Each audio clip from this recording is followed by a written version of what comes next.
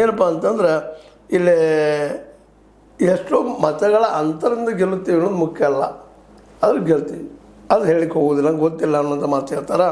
ಆದರೆ ಎರಡೂ ಕಡೆ ಗೆಲ್ಲುವುದು ಸ್ಪಷ್ಟ. ಕಡಿಮೆ ಅಂತರ ಆಗೋದು ಎರಡೂ ಕಡೆ ಗೆಲ್ತೀವಿ ಅಂತ ಹೇಳ್ತಾ ಇದ್ದಾರೆ. ಅವ್ರ ಮಾತನ್ನ ನೋಡಬೇಕು. ಯಾಕೆಂತಂದ್ರೆ ಈ ಮಾತನ್ನ ಅವ್ರು ಮಾತಾಡಿದಾಗ ಇವತ್ತು ವಿಶ್ಲೇಷಣೆ ಮಾಡಬೇಕಾಗಿದೆ. ಅದ್ರ ಬದಲಾಗಿ ಹೌದು ಡಿಫ್ರೆಂಟ್ ಕ್ಯಾರೆಕ್ಟರ್, ಈ ಕ್ಯಾರೆಕ್ಟರ್ ವಿಶೇಷ ಕಡಿಮೆ. ವಿಶೇಷ ಅವರು ಅಂತಮ್ರಲ್ಲಿ ನೋಡಿದಾಗ ಮಾತುಗಾರಿಕೆಗಿಂತಲೂ ಹೆಚ್ಚು ಜನಸಂಪರ್ಕ ಮಾಡೋದನ್ನು ಭಾಳ ಗಮನಿಸ್ತಾ ಇದ್ವಿ. ಬಾಲಚಂದ್ರನಲ್ಲಿ ಅಂತ ಹೇಳ್ಕೊಳ್ಳೋಂಥ ಭಾಷಣ ಕಲೆ ಇಲ್ಲ. DCC ಬ್ಯಾಂಕಿನ ಪ್ರಚಾರ ಸಂದರ್ಭದಲ್ಲಿ ಅವ್ರು ನಾವು ಪ್ರತಿಯೊಂದು ನೋಡ್ತಾ ಇದ್ವಿ, ಅಬ್ಸರ್ವೇಷನ್ ಇತ್ತು ಅವ್ರನ್ನೆಲ್ಲ. ಭಾಳ ಮಾತುಗಾರರು ಅಲ್ಲ, ಭಾಳ ಮಾತುಗಾರರು. ರಮೇಶ್ ಅವರಂತೂ ಅವ್ರು ಮಾತುಗಾರರಲ್ಲ. ಯಾಕೆಂತಂದರೆ ಏನೋ ಹೇಳ್ತಾರೆ ಪಾಪ ಅವ್ರು ವಹಿಸಿದ್ದನ್ನು, ಅದರರ್ಥ ಕ್ರಿಯಾಶೀಲಾಗಿ ವರ್ಕ್ ಮಾಡ್ತಾರೆ. ಕ್ರಿಯೆಯಲ್ಲಿ ಏನಿರ್ತದೋ ನಾನು ಹೇಳಿಕ್ಕೆ ಹೋಗೋದಿಲ್ಲ, ಅದು ನಿಮಗೆ ಬಿಟ್ಟಂಥ ವಿಷಯ.